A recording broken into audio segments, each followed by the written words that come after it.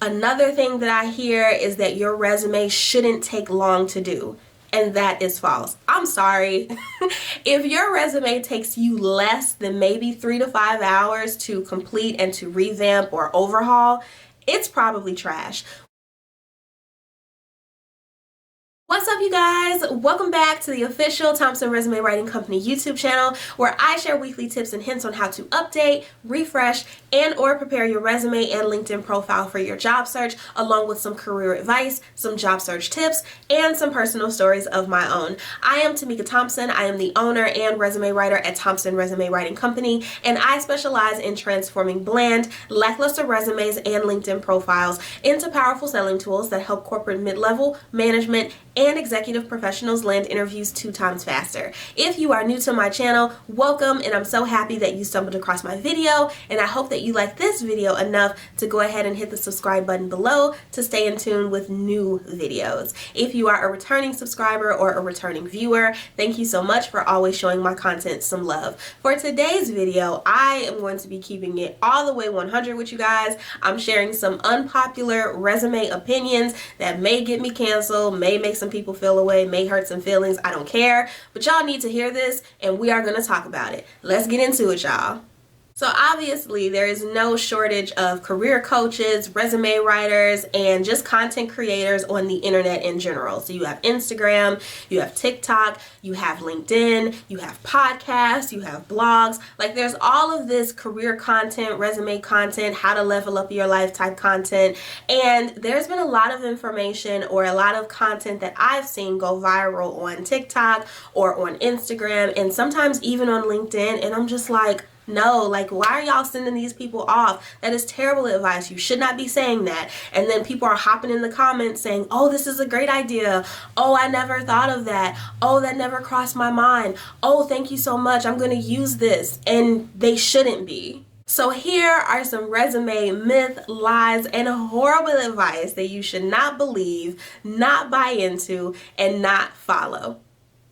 The first thing is that your resume is responsible for getting you jobs. That is false. Your resume is responsible for getting you interviews. You are responsible for getting yourself the job. Now, when you start the application process, obviously you submit your resume and it goes through the ATS. And if you get past the ATS via keywords, if it's a good match when it comes to your experience and what the employer is looking for, then yes, they do give you a call back. But your resume does not get you the job. How well you perform in the interview, how well you answer questions, how you conduct yourself, whether you're professional or not, and whether the person who is interviewing you actually gets good vibes or good energy from you, how well you do in team interviews, that is what ultimately gets you the job. It has nothing to do with your resume. Your resume just gets the ball started. It does not automatically mean that you are going to get the job because you have a good resume. It's literally just the start. And I get so sick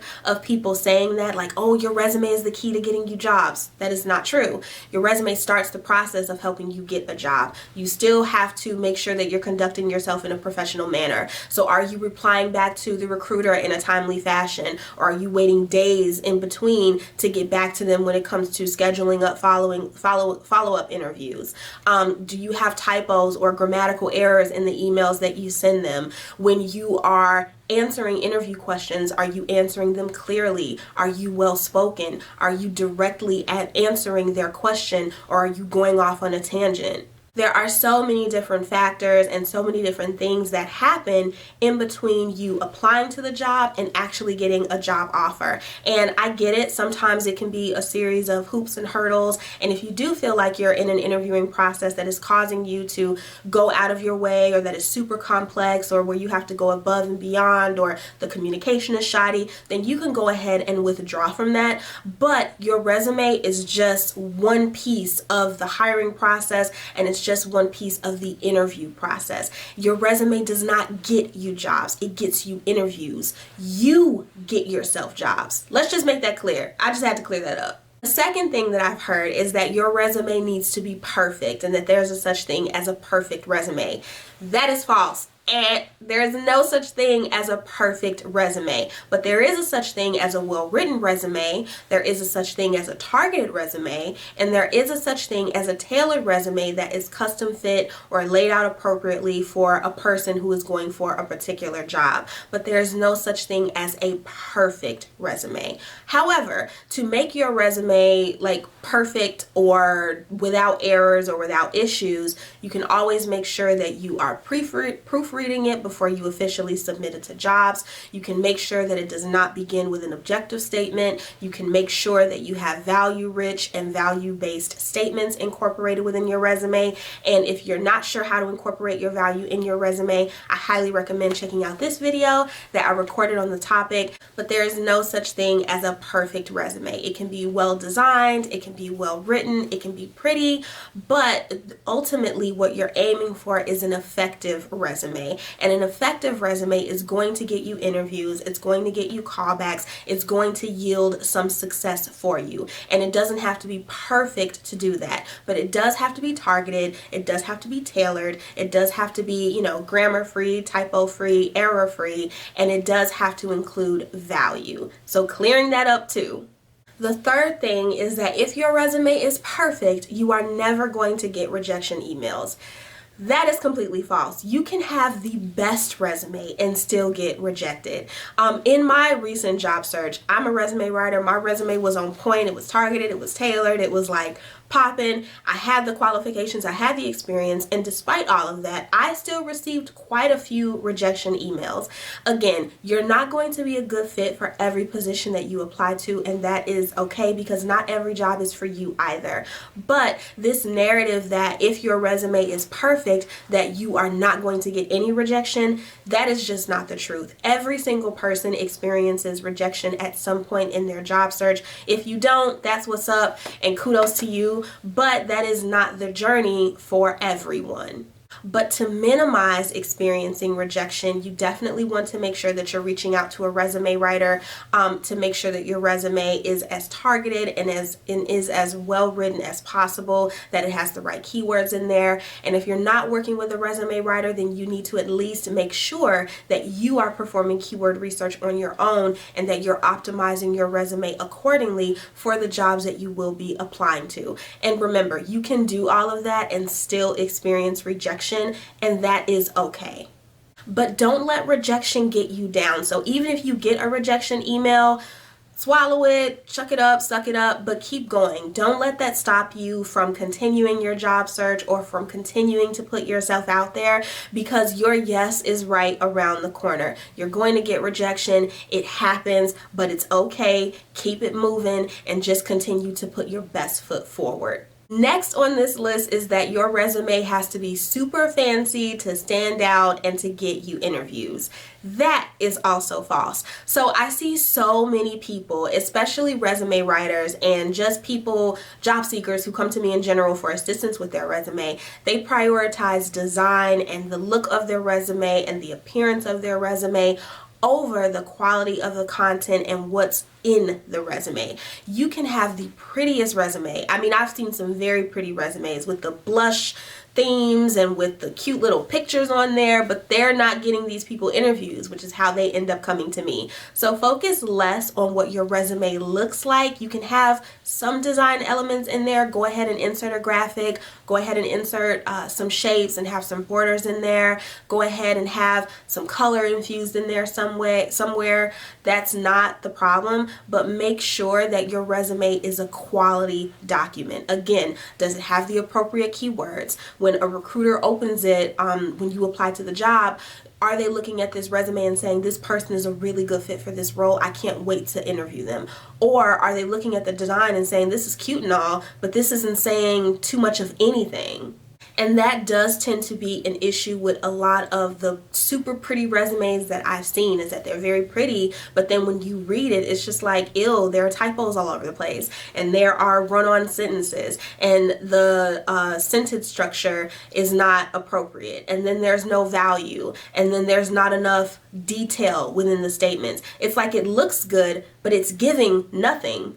And personally, as part of my process, I always write the resumes out first and then I design it, because obviously number one, first and foremost, is the quality of the content. Is your value communicated? Do you have the right keywords on there? Are you actually presenting yourself as a solution to the company's problem, which is why they are hiring for this role? Design and appearance come second. You want it to look nice, you want it to look polished, but even if you only have a couple of pops of color in there and maybe, one picture or one graphic, but it doesn't have all the gold flakes or the gold outline or the marble finishings or anything like that, it still reads well. Because ultimately, recruiters are not looking for a pretty resume. They're looking for a solution to a challenge that they have in the organization. And that is what your resume is supposed to present you as. It's supposed to market you effectively. And so if your resume is super pretty, you can still get a lot of rejection, especially if the content and if the way that it's written is trash.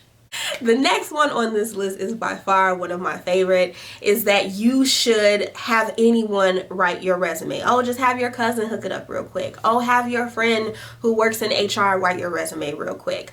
Stop doing that. Please stop letting unqualified people write your resume. Your resume is an important document. It is not something to be played with. It is not something that should be handled by someone who does not know what they're doing. And please believe me when I say there are people who are in HR, who are in talent acquisition, who are in, human resources. They may be in human resources. That doesn't necessarily mean that they know how to write a resume, especially if the department that they're in human resources for is not directly related to the field or the industry or the role that you are trying to apply to. Your best bet is to always reach out for a professional. When you, or especially for people, like when you get your makeup done, some people will hire an MUA, especially if it's for like prom or a graduation or your birthday. When your car breaks down, you take it to the mechanic. You have a designated person for that. Me in particular, I have a stylist for my hair. Like, we appoint people in our lives to solve different challenges that we have, and we trust them to handle that challenge accordingly, and we know that we're in good hands. Your resume is no exception. Please get a professional resume writer, because you can have your cousin or your sister or whomever, unless your sister is a resume writer like my sisters. Stop having unqualified people write your resume. It's a professional document. It's a document that has the potential to change your life and upgrade your life. And it's a financial document, right? You can make way more money with it. You can make more moves with it. That needs to be entrusted in the hands of a professional only. So please stop having unqualified people who do not know what they're doing write your resume. Seek out a resume writer. Make sure that they have their credentials, or at least make sure that they have longevity in the field so that you know that they know what they're doing. You can ask for samples of their work. Also, judge the onboarding process as you're working with them. Are things running smoothly? Is communication good? Because the last thing you want is to spend your money on a professional resume writer who does not deliver. But please stop having like your cousin, or stop having your cousin's cousin or your best friend's cousin who has no experience in HR, no experience in recruitment, no experience with resume writing, no experience with keyword research, whose grammar may be a little bit off and writing is not their strength. Stop having those people write your resume. Like, please stop, because at the end of the day, you're doing yourself a disservice. You may be saving money, heck, you may be even saving time, but it's really not doing you any favors. So stop doing that. Another thing that I hear is that your resume shouldn't take long to do. And that is false. I'm sorry. If your resume takes you less than maybe 3 to 5 hours to complete and to revamp or overhaul, it's probably trash. With me, with my clients, when I'm writing someone's resume, it takes me no less than like 6 to 8 hours. And sometimes if it's a really esteemed professional, such as a sales VP or a director, it can even take me 10 hours or more. And that's from doing keyword research, layout, rewriting, taking a look at different job descriptions for that person, and so on and so forth. So if it takes you 30 minutes, an hour, even 2 hours to rewrite your resume, then it's probably not that good, because the best resumes and a most quality resume is going to take some time. You're going to have to block out some days. It may take you carving out 2 hours for 2 weeks or 3 weeks or maybe even a whole month to really get that resume to be ready appropriately for your job search. So please know that a really good resume is going to take some time, and it may take a professional if you do not have the time. But you know, some people make it seem like you can just update your resume on a whim and just apply to the job. That is not the case. There's a lot that goes into writing a professional layout. Again, from doing keyword research to really targeting the document when it comes to that professional summary, to figuring out the skills that you need to have on there, to figuring out the right way and the proper way to construct or craft your job descriptions so that they are enriched with value and that they are saying what the recruiter wants to see or what they want to hear when they are reading it. So please stop updating your resume like in 20 or 30 minutes right before you decide you're ready to look for a new job and just blasting it off to Indeed. Before you start job searching, reach out to a resume writer, get a critique, get a professional to take a look at it and let you know what is wrong with it. And based off of their critique, you can either do your resume yourself with their feedback and maybe have them take a look at it again after you make the updates, or you can just hire them to take that task off of your hands, because again, it is very time consuming. If you don't have the time, if you don't have the skill set, just go ahead and have somebody take it off your plate. But if you do sit down and you say, oh, I'm going to go ahead and update my resume real quick, there's no such thing as updating a resume real quick. And the last thing on this list is that you should not have your side hustle or your side business on your resume. And again, that is completely false. There is nothing wrong with having your side business or your side hustle on your resume. In fact, I did make a video on this and it is pretty popular. A lot of people have found value in it. It's okay to have that on your resume. However, you want to make sure that it doesn't overshadow your desire to be a full-time employee. So you may be asked some questions in the interview about your time management when you run your side hustle or when you run your side business, but there's nothing wrong with having it on there. In fact, it can work to your advantage for a couple of different reasons. And in many cases, it's an added bonus because people who run side businesses tend to have some other advantages going on for them that other candidates may not have. You don't need to hide it. You don't need to lie about it. You can be upfront and you can be honest. And if you're finding that that's a problem with some people who you may be interviewing with, then maybe those companies are just not for you. I can actually speak from experience. So in my job search, I have my resume writing business plainly stated on my resume. And for some companies who had more questions in regards to that, they would ask me those questions in the interview, but it wasn't an issue. And for companies that I found was maybe like pressing the issue, like, oh, you know, do you want to quit this job at some point and run your business full time and things of that sort, I'm like, okay, this may not be for me because you're digging a little bit too deep. If I'm applying to this job, it means that I'm interested in the job and I want the job. You do not need to give me the third degree about my business, and I don't need to tell you all about my business in order for me to get this job. You see my qualifications. If you want me, cool. If it's an issue, that's cool too. I'll just go on somewhere where it is not an issue. But do not be afraid to put your side hustle on your resume. Be upfront, be honest, don't lie about it. List your value, list your skills, list what it is that you do, and maybe you can talk about when you manage that business. So if it's part-time, if it's in the evenings, on the weekends, in your spare time, etc. But you do not need to omit your side hustle if you have one. And aside from side hustles, if you do get any gig work, so if you do DoorDash, if you do Uber, if you are on Upwork and you take certain projects, that's okay to have on your resume. Your resume doesn't need to consist of all full-time jobs or traditional corporate jobs all the time. If you have something else going on outside of work that can add value to you in this position or add value to the company, put it on there.